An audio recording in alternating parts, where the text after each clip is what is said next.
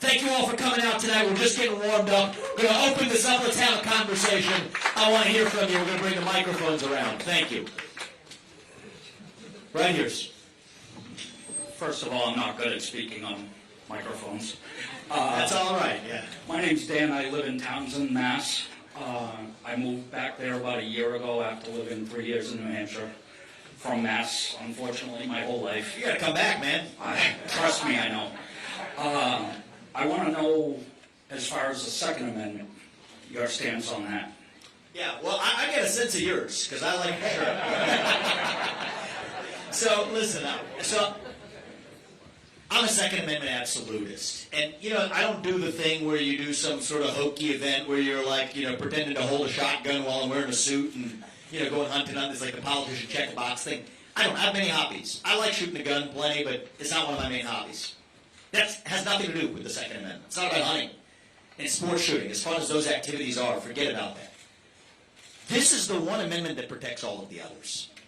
See, China, Iran, they offer the same freedoms, and then some. Like, we have like 10 amendments in our Bill of Rights. They have hundreds. They just want to say, oh, that's how free we really are. The one thing they don't have is the Second Amendment. This is what the exchange I'm going to tell you about is what got Don Lemon finally canned on air, was when he didn't understand American history the way I did.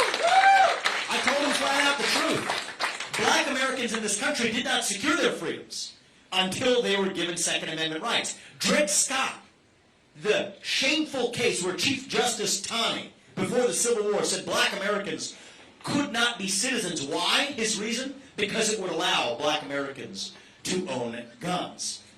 First anti-gun laws passed after the Civil War were actually to keep guns out of the hands of black people. Now, that made Don Lemon feel uncomfortable. It doesn't change the fact that that's the truth of American history. So the reason we have a Second Amendment, what I'm going to say is going to make you feel a little uncomfortable.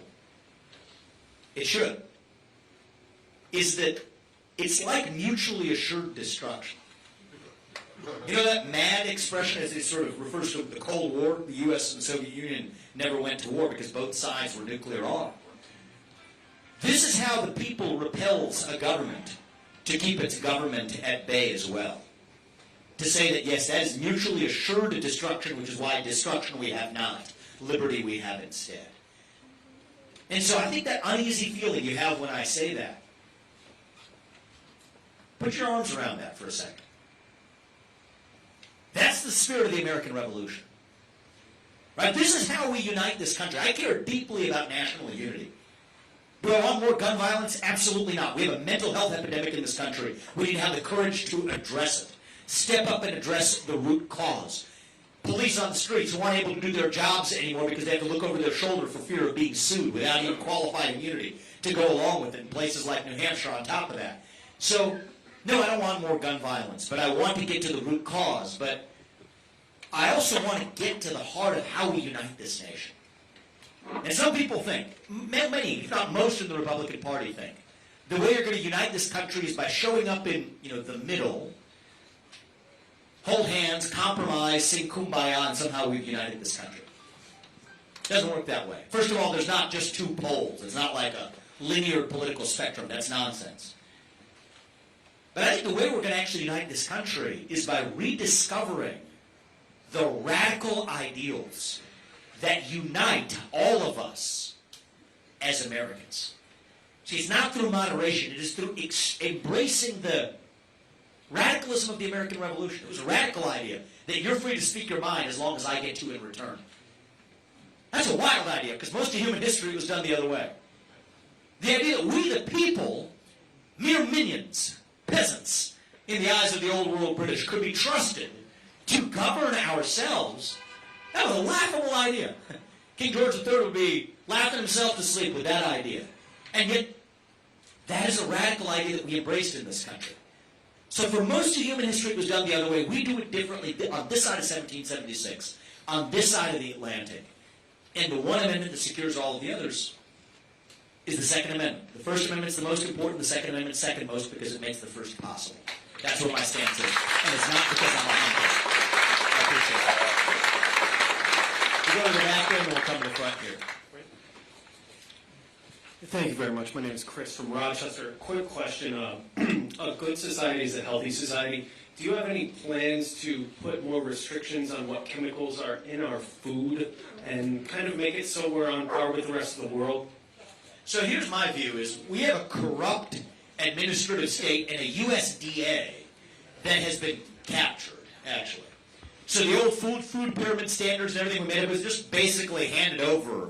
It's like the equivalent of what I see in politics now. The super PACs will hand over to candidates, here's what you're supposed to say.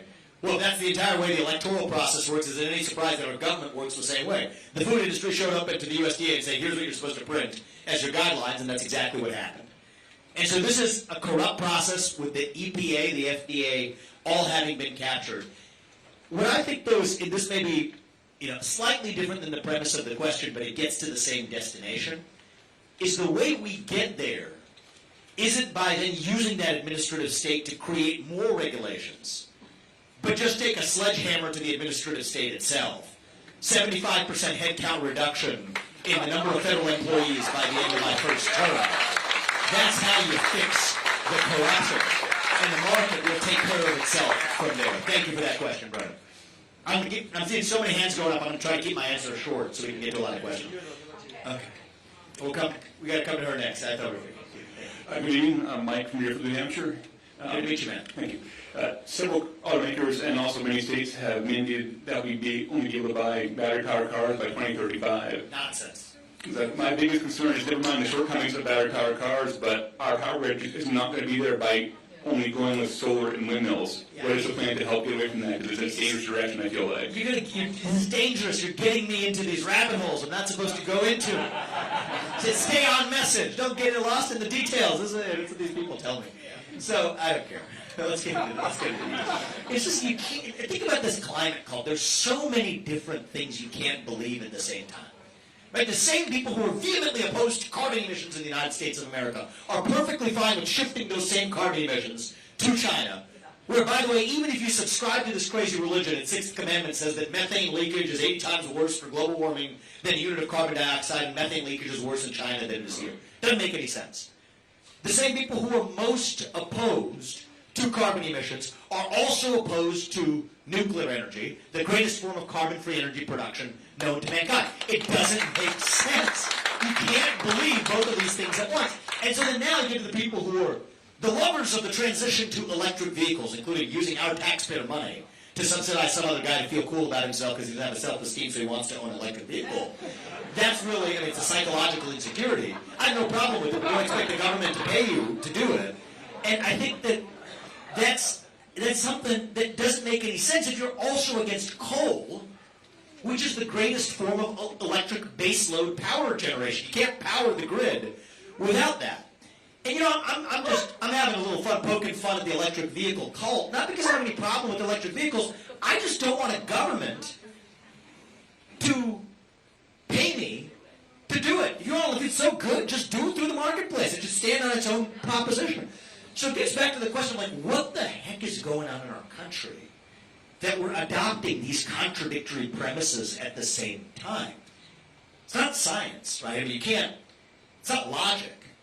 So you vehemently adopt contradictory principles at the same time. Carbon emissions, not okay in the US, but okay in China. Against carbon emissions, but anti-nuclear also. Against coal, but somehow we're going to have magical baseload power generation for that electric grid that doesn't exist for electric vehicles. What the heck is going on? It goes back to that void. That hunger for purpose and meaning. And so if it's not wokeism, it's transgenderism. If it's not transgenderism, it's climatism. If it's not climatism, now it's coming back, COVIDism. If it's not COVIDism, it's Zelenskyism. If it's not Zelenskyism, it's Teslaism. And I love Elon Musk, but he's a smart marketer, right? It fills a hunger for purpose and meaning. That's what's going on in the country. And I think what we have to do is we're just going to see the same thing popping up in one place after another. We got a Pied Piper in cargo pants halfway around the world trying to blackmail us into giving $25 billion by the day because they understand it from the outside better than we do that they've got these psychic insecurities. So let's exploit them for private gain. And That's what modern capitalism looks like. The people who are fastest to fill the hole, they're the fastest to win, when the rest of us are left holding the bag. And what we really need to do is, yes, we can have, I want to bring back coal because we need baseload power generation. We can reason our way into logical solutions. But what I've realized, I've spent 3 years doing this, and it's always something else that comes up until we get to the root cause, which is that psychic insecurity. Thank you for your next question. Okay, so I don't need to put you on the spot. You can. Okay, all right. I wrote it down because this is important to me. Give me the one that doesn't work yet. This past week on Morning Joe, I saw a snippet of you asking Reverend Al Sharpton why you should vote for him over John Kerry or John Edwards when you were in college. Yes. Okay, Take discharge. 18 years old. I was a freshman at Harvard, and I considered voting for someone who wasn't a Republican, because I hated George Bush. That's it. When I was in college, my first vote was for Ronald Reagan. Excellent. And as a lifetime conservative, I want to know how you can assure me you're not just another rhino who is going to turn your back on us and It's a good stomp on the conservative movement. So I'm gonna just fess up on something. I did not come out of the birth canal spouting conservative talking points. Didn't. That wasn't me. I've been. They don't like me saying it that way. That's like, don't say things like that. So it's just the truth. I came to my views because of my experiences. So when I was 18 years old, I was badly disaffected. I ended up voting Libertarian in that election. I couldn't have cared for George Bush. I couldn't have cared for John Kerry. So I knew it was a throwaway vote. It wasn't going to change the outcome of the election, but at least there was a guy who at least was less painful as a politician. I had a throwaway vote there, and then I'll just fess up further to you. McCain versus Obama, sat it out. Romney versus Obama, sat it out. I was disaffected, and I get why young people are disaffected from politics, because everything I told you from weapons of mass destruction to the 08 bailouts, that falls at the feet of Republicans. Everything that Obama sold us as a false bill of goods, that fell at the feet of the Democrats. And so I was jaded and cynical for a long time. What drew me in, it wasn't even back to partisan politics, I didn't think, but in 2020, so first of all, my first son was born. There's something about that changes your perspective. And looking back, that probably was the more important part of what happened in 2020. But a few months later, I'm a CEO of a biotech company. Minding my own business. We developed 5 medicines that are FDA approved today. One of them is a life-saving therapy in kids. Another one for prostate cancer. This was my world. Okay, just a very different world than I'm in right now. And then George Floyd dies. And then there's a demand that I make a statement and or a donation on behalf of Black Lives Matter. That didn't make sense to me. Even then, I keep an open mind. Look up the organization. I don't really think this is the company's place, but let's see what's going on here. On the front page of the website, it says, we call for dismantling the nuclear family structure. See, I did have the ultimate privilege of 2 parents in the house with a focus on education and a belief in God. So I said, no. I'm not going to be supporting some organization that calls for dismantling the nuclear family structure. That led to a series of controversies. This is a multi-billion-dollar biotech company. So the most prominent investors in the world are behind me in this adventure. I'm in my 30s. High profiles. I ended up making a decision. 6 months later, multiple advisors to my company resign when I write an op-ed in the Wall Street Journal with a former law professor of mine arguing that tech companies cannot do the government's bidding when they're censoring speech through the back door that government pressures them to do. That's a familiar argument now. As the first person to make that argument, multiple advisors to my company resigned within 72 hours of writing that. So I had to face a choice. Right? The easy thing to do is you just recite chapter and verse. It's a pretty good seat for me to be in. The CEO of a big company as a young guy. I could do that and do what's actually going to keep my company out of trouble, or I could speak my mind openly as a citizen. I chose to step down from my job as a biotech CEO. I wrote Woke Inc., published it at the time when most people in our movement didn't heard the word woke yet. And I was unleashed. I was free to speak my mind as a citizen. I still didn't care for partisan politics. I started donating to Republicans for a while, then I stopped that too. They disappointed me. Look at what happens election after election. And then decided that, I'm not just going to be a bystander on this. Last year, actually, I founded a company called Strive. A little bit little bit further than just over a year ago, founded Strive to compete with BlackRock and State Street and Vanguard. These companies are, by the way, if those of you who don't know it, they're using your money, our money, to vote for these politicized agendas in corporate America's boardrooms that you don't even know about with your 401k accounts. So I don't believe just sitting around and complaining. I wrote a couple books about it. But I said, I'm going to solve that problem. I started a company that said, you know what? We're going to offer an alternative. Offer the same kinds of index funds, but going to tell those companies knock it off with the progressive politics and focus on shareholder value by making products and services. So I believe in solving problems, and I didn't think it was going to be through partisan politics. Even a year ago, if you asked me, would I be running for U.S. president right now? I said, that's crazy. I did have a mission. We were successful with Strive, which, by the way, just crossed $1 billion in assets under management in a year of launching its first fund. That's twice as fast as it took for J.P. Morgan to get to the same place. So I believe it's picking my battles, succeeding, and winning. But last November, what do we see? The red wave that never came. The red trickle. Why? I think I have a good sense for why, actually. See, so far, have I talked about Joe Biden? No, I've not. Have I talked about the radical Democrats and the Democrat Party? No, I have not. Because you know what? That's just a symptom. They're puppets. Joe Biden isn't even really the president of the United States in any meaningful sense of the word. He's not running the show. It's the managerial class that's putting him up as a puppet. They're not going to let him run against me either, by the way. The moment I'm the nominee, they're going to trot out their next puppet.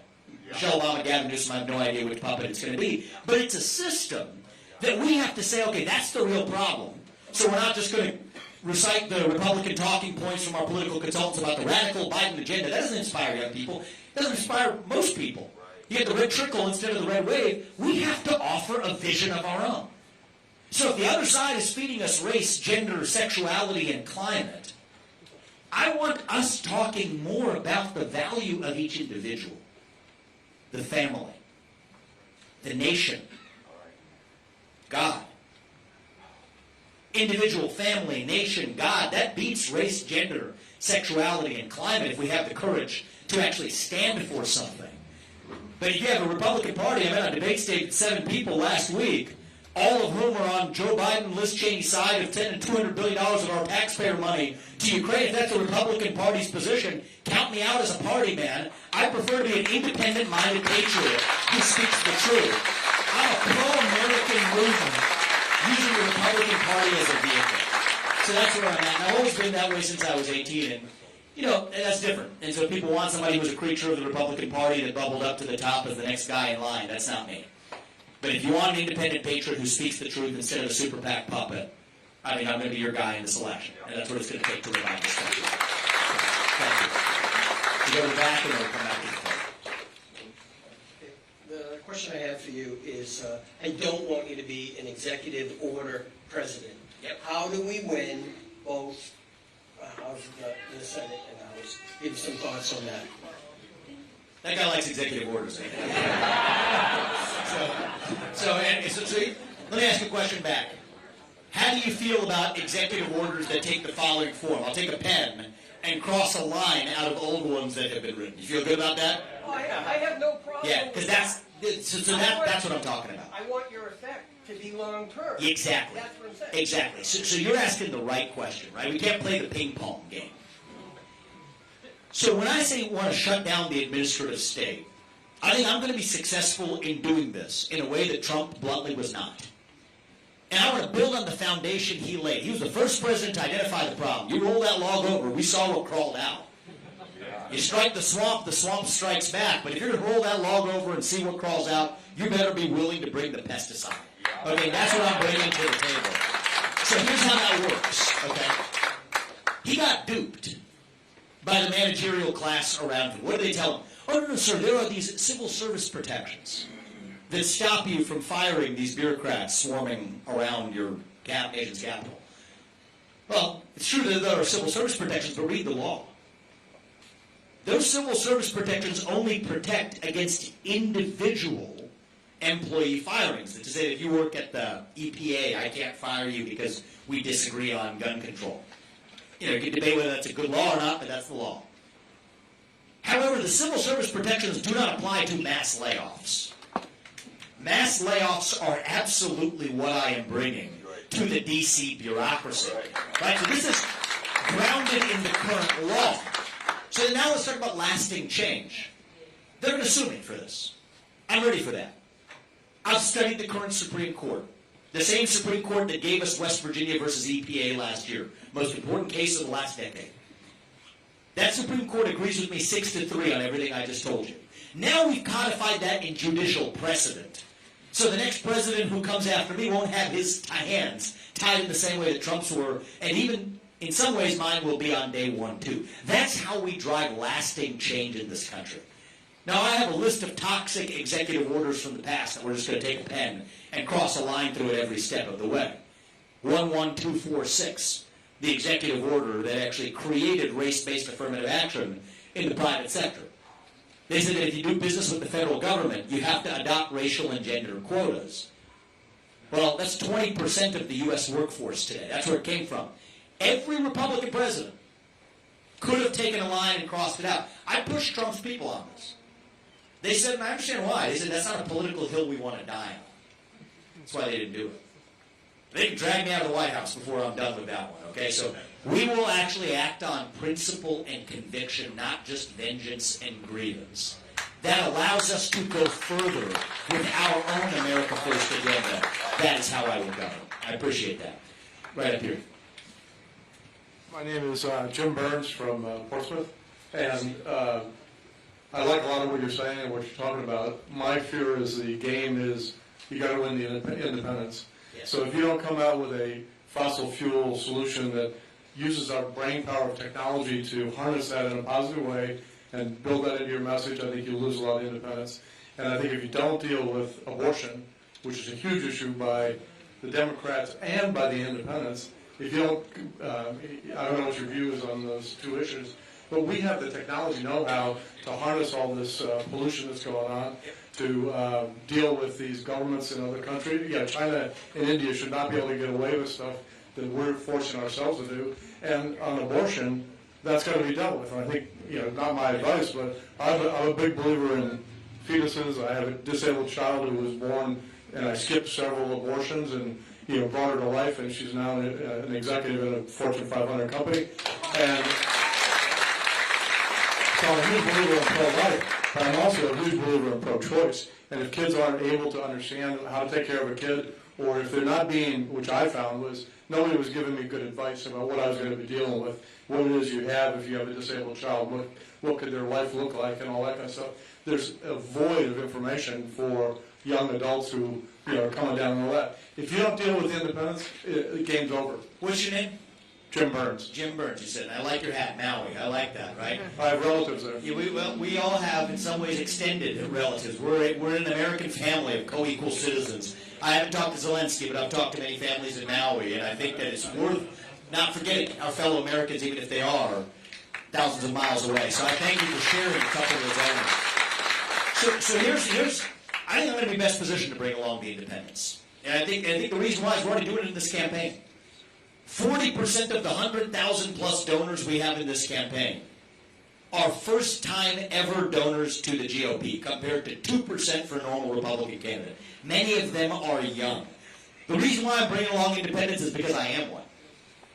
There's some hit pieces. It's funny that when you're searching the polls, he didn't even register as a Republican in Ohio when he voted. I voted Republican in those elections, but no, I don't think these labels mean much, especially when you have a Republican Party that acts like the Democrats on some of the most important issues that matter today. And so I think we're going to bring independence along. I want to address the two questions you brought up. Abortion. I'm always about giving direct answers, so all of you may not agree with me on this. It's okay. My job is to tell you what I believe. So I'm pro-life as well. I believe that, and I picked that up at a young age, okay? I'm a 10th Amendment absolutist. I believe in the Constitution. I think Roe versus Wade was a constitutional disaster, and it was correct to be overturned because the federal government has no place to be legislating here. That includes federal funding for Planned Parenthood. All that needs to end. But when it now comes to Republicans, within like a year of 3 decades, and I was one of them, arguing for the importance of getting the federal government out of the way, now say we have to have a federal ban coming in as a one-size-fits-all for all states. That's wrong. And so my view is This is an issue for the states. Let federalism work. That's where I land as the U.S. president, which is why I'm on constitutional grounds against a federal ban. And when I say to even some of my pro-life friends who disagree with me on this, I think more babies are going to die. Unborn children are going to die over the next 30 years if we do federalize this issue, because Joe Biden and the Democratic Party is trying as we speak to put Roe versus Wade and codify that into federal law when, again, the federal government should have nothing to do with it. So I think the beauty of our American experiment is, and our founding fathers envisioned this, our system of federalism was designed to say that as a nation, we only need to agree on the basic rules of the road, right? The principles enshrined in the Constitution. Within that, we have diverse ways of getting things done. That's a big part of what was baked into the 10th Amendment and our system of federalism, that which is not reserved to the federal government is reserved respectively to the states and to the people. I want to address the second question on fossil fuels. Okay, I am an unapologetic proponent of greater use of fossil fuels because I think that advances human flourishing. I am an environmentalist. I am a staunch advocate for clean air and clean water. Place I grew up in Ohio, seeing a chemical dump. It's a catastrophe. What happened in East Palestine, Ohio, earlier this year. And what's happened is the climate agenda has co-opted the environmentalist movement such that the only feasible justification for any sort of legislation coming out of the EPA is fighting this nebulous false idol of climate change and its agenda, when in fact we're not talking enough about the air we breathe and the water that we drink in many parts of this country. And so I separate the two, and where I come from is we should stop measuring carbon emissions and start measuring human prosperity, okay? Human health, GDP growth. Let's measure what actually matters. And so back to that last question on executive orders, I will rescind any federal regulation that was unconstitutionally passed that requires the measurement of carbon emissions from the private sector. Why? Because, there's based on all kinds of faulty premises. The amount of carbon dioxide in the atmosphere is actually close to an all-time low ever in human history.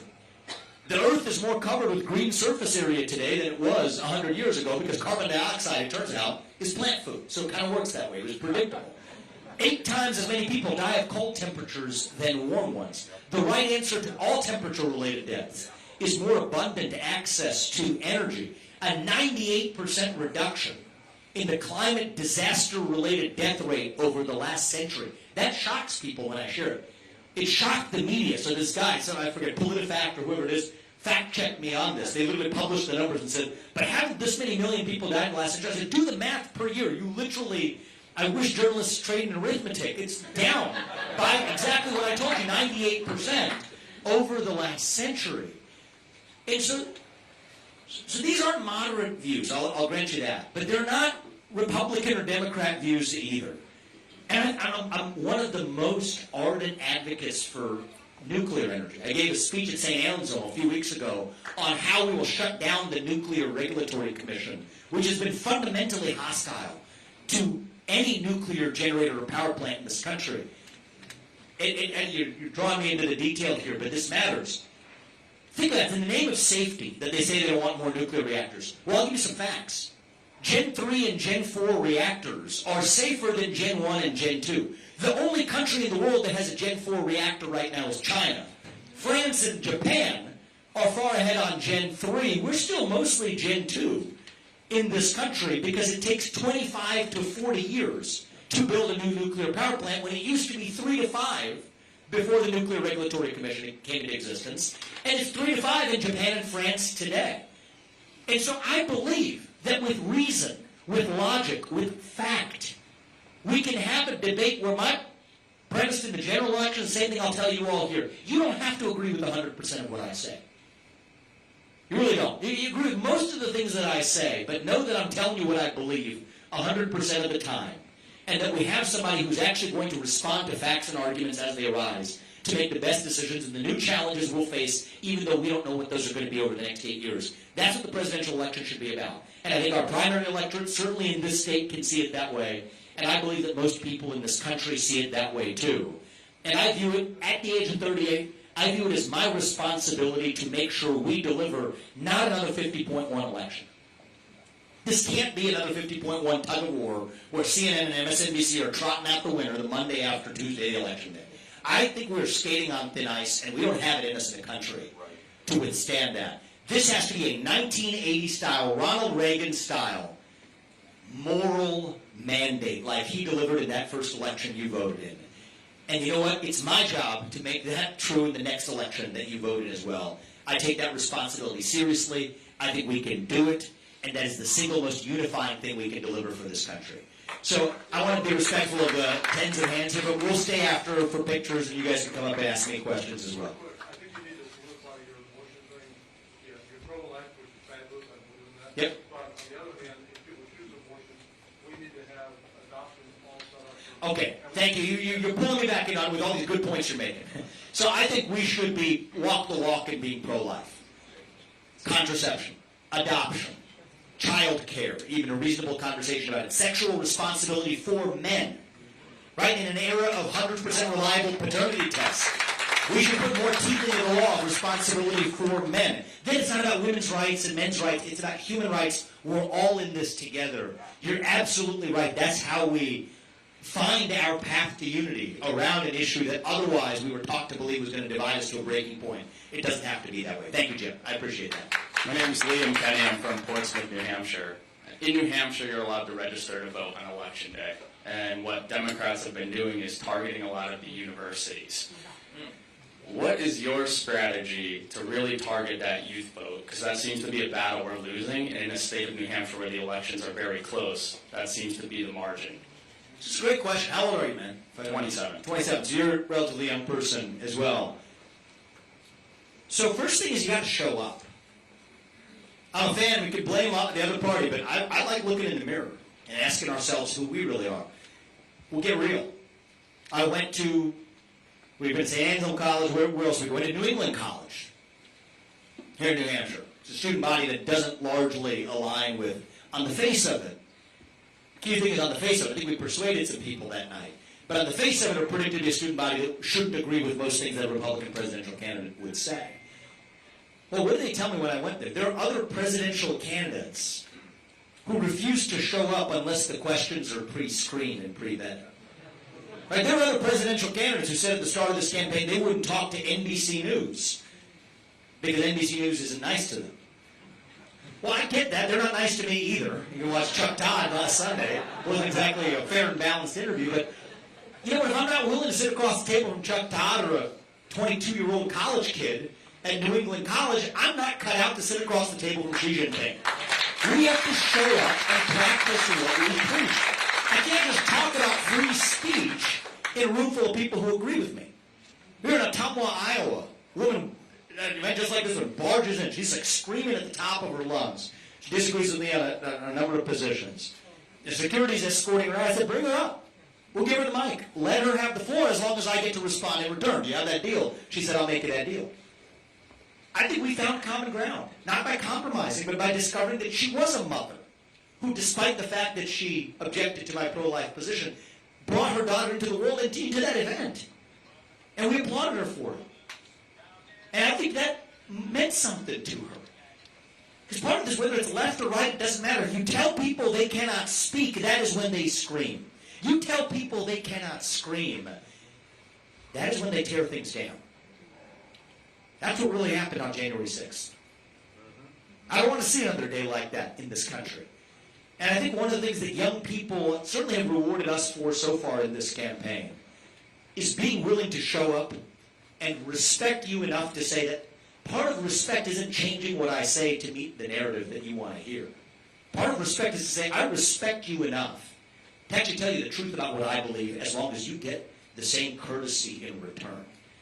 And I think what we've been doing in this country for a long time is we've been seeing a generation of young people who are lost, 60% of whom, I'm not making this stat up, 60% of young Americans say they would sooner give up their right to vote than to give up their access to TikTok.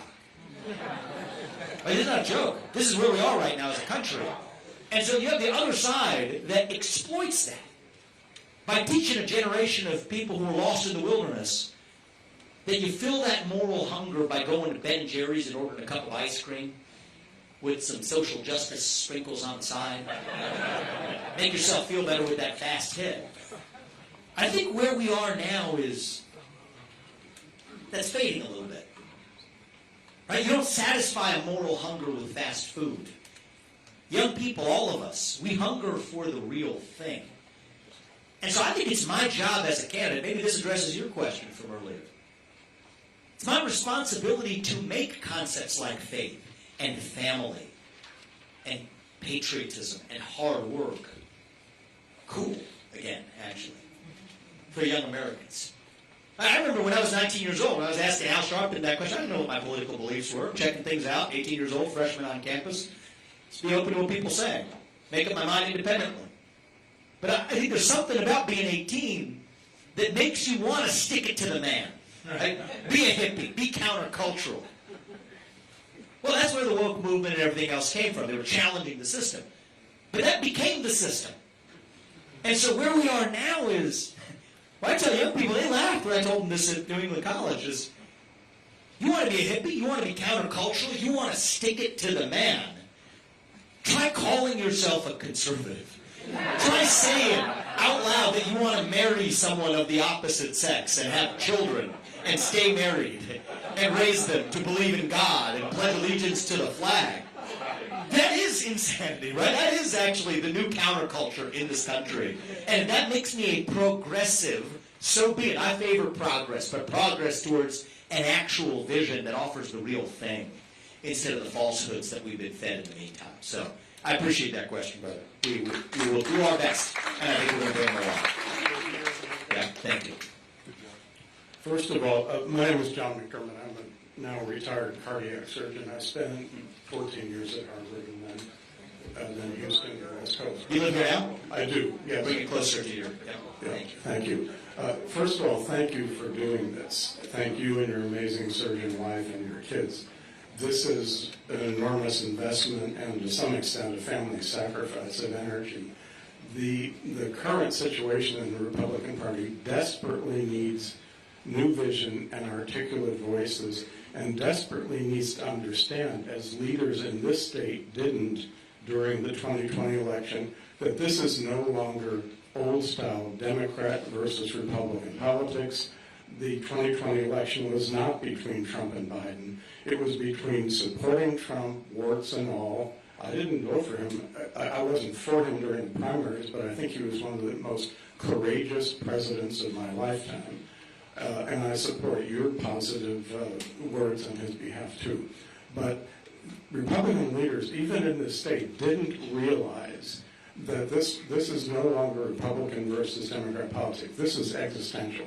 This is a choice between supporting patriots and populists or capitulating to what is a very vicious and cynical neo-Marxist movement that's driven on the left by radicals and who have the control of the party. And too few Republican leaders realize that. Abraham Lincoln said the dogmas of the quiet past are inadequate to the stormy present. As we are challenged anew, we must think anew. And then he concluded, he said, we must disenthrall ourselves.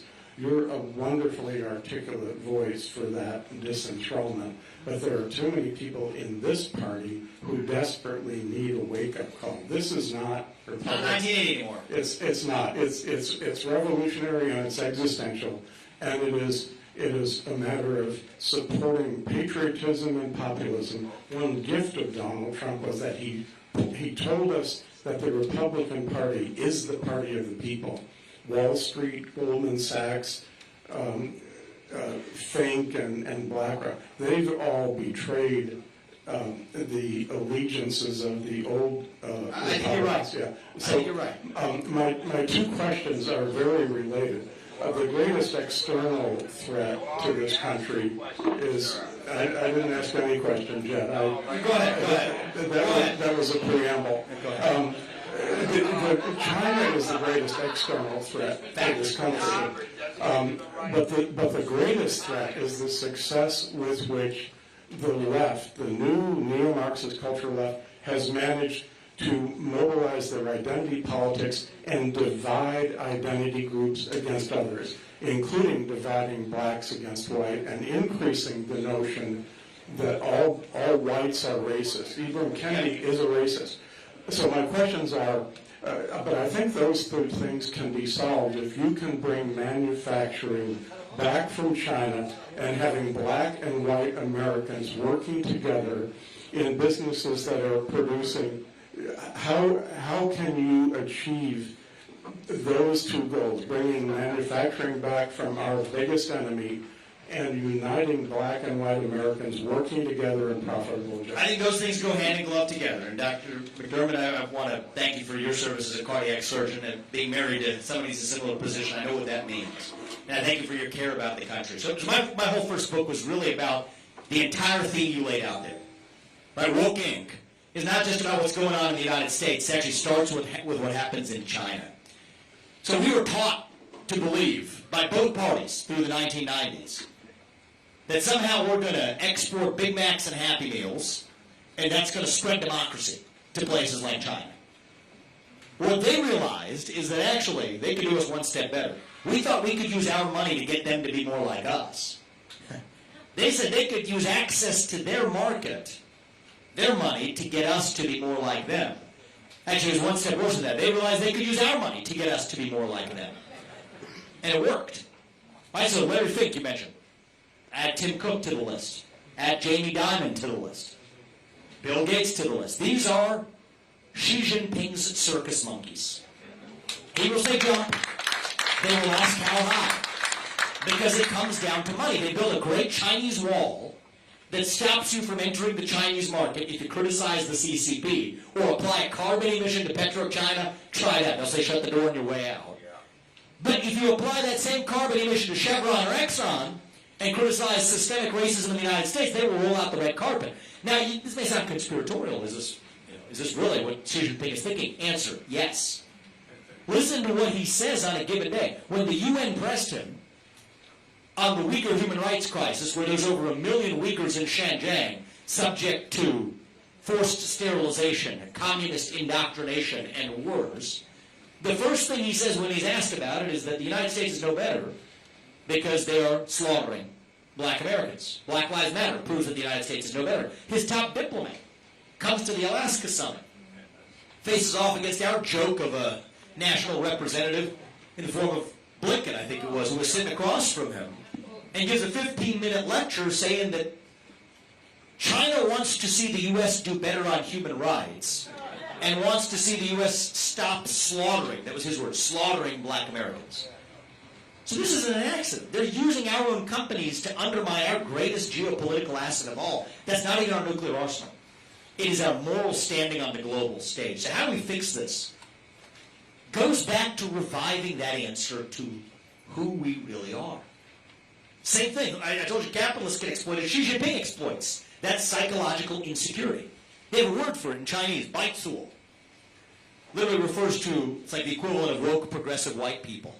They use it derisively because they understand how to weaponize our own insecurities back against us. And so our weakness vis-a-vis China, the self-flogging behavior, to bow before Xi Jinping, as American CEOs are taught to do, it's inextricably linked to our national culture of self-loathing and apologism here at home.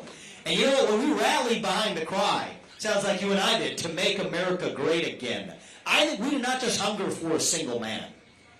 We hungered for the unapologetic pursuit of excellence in this country. Our culture of excellence has leapt oceans now to lift up places like China. Their culture of Maoist victimhood has come all the way back to hold us back here in the United States. And this is our moment to rediscover who we really are and make sure that American exceptionalism is no longer treated as a four-letter word in this country. That is what it means to be an American. We believe the ideals of this country was founded on are exceptional over the course of human history, and we stand for them without apology. Thank you for that. We're going to take 2 more questions, and then we'll wrap up.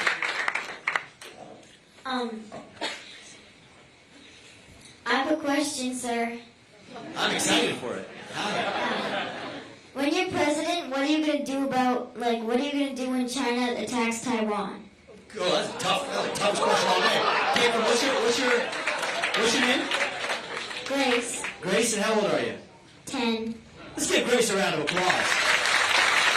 I love that. I respect that.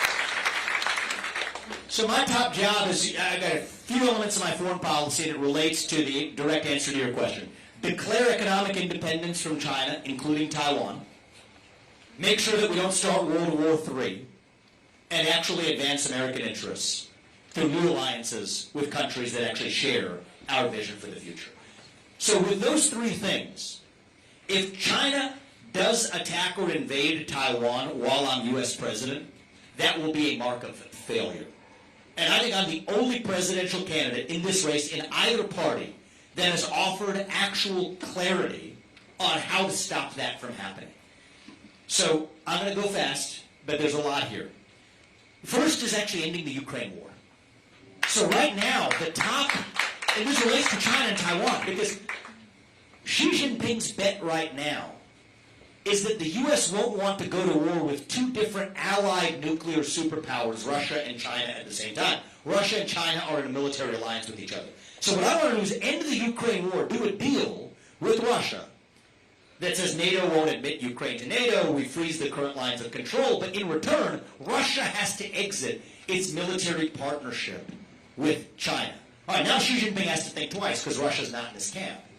Next thing we do, we have to build alliances with countries like India to block the Andaman Sea. That's where China gets its oil supplies from the Middle East. And you know, if anybody's going to rebuild trust in the U.S.-India relationship, it better be a guy by the name of Vivek freaking Ramaswamy. So if I don't get that done, you should fire me at the end of that first term, okay?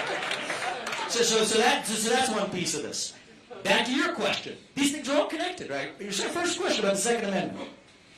I believe American exceptionalism involves exporting the ideals of this country. I think we should export the Second Amendment ideologically to Taiwan. If they put a gun in every Taiwanese household, train them how to safely use it, China, as I told you before, they're deathly afraid of a Second Amendment. That's how you keep China at bay, mutually assured destruction. And then most importantly, and this drove the mainstream media, including the conservative media. I mean, the Wall Street Journal editorial board loves me, but maybe not anymore. They lost their minds in the last couple of weeks when I said this, but I stand by it. Is that we have to move from strategic ambiguity, which is what our posture is towards Taiwan now. We won't say what we're going to do. Right now we embrace, it's just really important for everyone to understand this, because you won't remember this if you listen to the mainstream press. The current U.S. policy towards Taiwan, right now, both parties, is that Taiwan's not a nation. We adopt what is called the One China policy. That's what it's called. That's what it sounds like. And that we won't say whether we're going to defend Taiwan. So I reject that. I say that Taiwan's important in a way that Ukraine's not. Because Taiwan provides these little things called semiconductors that power our modern way of life. This phone wouldn't work without it. This light wouldn't work without it. Those speaker systems wouldn't work without it. Our entire modern way of life depends on these tiny little chips that come from Taiwan. It's a shame that we have two generations of Republican and Democrat leaders that put us in this position. But we are where we are. And so what I've said is until we achieve semiconductor independence by onshoring a lot of that production to the U.S. and working with Japan and South Korea, and I think I can get us there by the end of my first term in 2028, until then, I'm saying that we reject the One China policy and strategic ambiguity. We will defend Taiwan.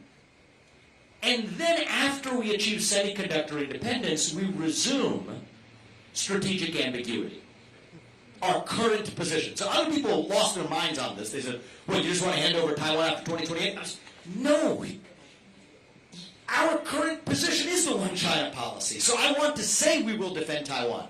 But by doing these things, by saying that we will defend Taiwan, by doing an alliance with India, by entering an alliance with India, by pulling Russia apart from China, by exporting the Second Amendment to Taiwan, by asserting what actually matters to us most, those semiconductors, Xi Jinping would have to be a fool to invade Taiwan before we have semiconductor independence in this country.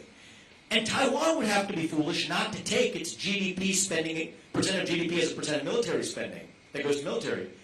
Staggeringly less than 2% today. It's 1-point-something%. It should be more like 5% for what Taiwan needs to pay for its own defense.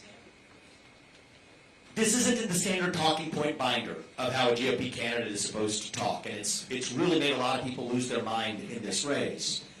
But this is how we actually stand with the spine for American interests, so that, frankly, your generation, my 2 sons along with you, that we're no longer going to send our sons and daughters to fight in wars that don't advance American interests. And if there's one thing I know how to do, it is to keep us out of World War III while we actually assert American interests. And the only way we will be in war is if the current U.S. president sleepwalks us into one before I walk into the Oval Office. And if I walk into the Oval Office, I'm going to steal up peace. I'm going to keep it that way. Thank you for that question. Maybe we'll take 2 more. Take 2 more. We've got this man here. We've got a bunch of people pointing to him, and then we'll go back. I'll tell you the truth. I'm good to stay as long as you guys want, but I'm not also going to keep people captive. So we'll take a few more, and then I'll stick around for pictures and everything afterwards. I'm having a lot of fun, to be honest with you. Hello, my name is Josue from Salem, New Hampshire, and I wanted to ask you a question about the drug epidemic more specifically. So, especially up here in New Hampshire, it's a big issue with against fentanyl and opium, and a lot of that also comes from the southern border from Mexico, as we know. From what I've noticed as well is a lot of the people who have become homeless from this were before even contractors, workers, are still laborers for the most part, and a lot of that labor has also been transferred over to legal migrants also. What are your plans to kind of help both of those issues in a sense, especially with the opium epidemic, because that's taking a lot of lives here in the U.S.? Yes, so thank you for that. So I want to address the fentanyl issue in particular because that's really what's pressing us right now. First thing to see is this is intentional. So they're sending raw materials from, you can't make this stuff up, Wuhan, China, to the Mexican drug cartels that are then synthetically making fentanyl that they're pumping across our southern border as part of a one-sided opium war in the United States that we refuse to wake up and see that we're actually in. Some people say, well, is it demand? Tell me if this is demand. It sounds like demand to you. I met 2 parents, Derek and Kathy, one of my last trips to Iowa, who lost their son Sebastian to what some people call fentanyl overdose. I wanted you to question that term of overdose. He took a Percocet that he bought on Snapchat. He didn't know that it contained fentanyl. See, you put that fentanyl in a Big Mac, I don't think we're going to call that an overdose. It's poisoning. It's more like bioterrorism. And so what I've said is that I think it is a legitimate use of our own military to secure our own southern border. Right. Okay. Protect the border of this country. That building the wall is not enough. I respect Trump for getting started on that, and the other Republican candidates will say, finish the wall, and I'm not opposed to that, I guess, but they're building cartel-financed tunnels underneath that wall. They're driving semi-trucks, literally, underneath the border wall that we even built. That's just fact right now. And so I think we need to be willing to use our own military to seal our own borders, including increasingly after that, it's like a water balloon. Skate to where the puck is going. Southern border, you fix that, it's going to go to the northern border. People in New Hampshire may understand that better than most. But literally protect our own borders in this country. And then I think we do have a mental health epidemic on the demand side that we do have to address, restore that sense of purpose and meaning in our country. We can't hide from that. That's part of the solution, too.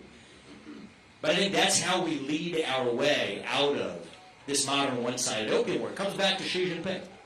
I mean, his view of the U.S. is you guys don't have it in you to do this.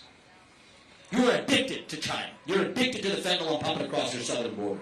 You're addicted to digital fentanyl that I'm putting in your kids' hands. You're addicted to financial fentanyl in the form of your national debt that you can't wean yourself off of. You're addicted to it. Now, I think the tempting thing to do is then point the finger at Xi Jinping. The harder thing to do is to take that long, hard look in the mirror and ask ourselves, do we have it in us to actually do what is required? So it goes back to that question I asked at the very beginning. It's a question of national identity.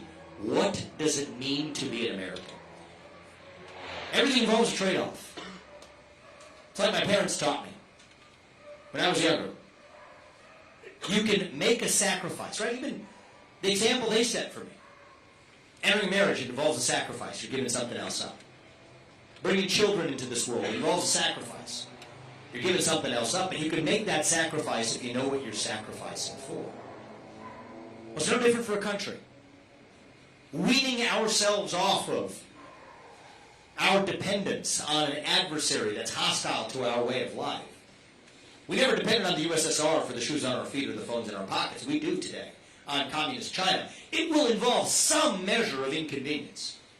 Overcoming an addiction, be it to fentanyl or anything else. But we can make that sacrifice if we know what we are sacrificing for. And that's this thing we call the United States of America. I promise I'll stick around at the end. I want to wrap up on this question, and then you guys can come up, take pictures. I'll be here to have conversations till late. But what I want to share with you is that I don't think we have to be that nation in decline. Look at that fentanyl epidemic. You have every reason to believe it. You look at our dependence on our adversary. You have every reason to believe it. I don't think we have to be ancient Rome. I don't think we have to be in that final stage of a shrinking pie, fighting over the missing scraps at the end of the American experiment. I don't think it has to be that way. I think the truth is, as a nation, we're all really just a little young,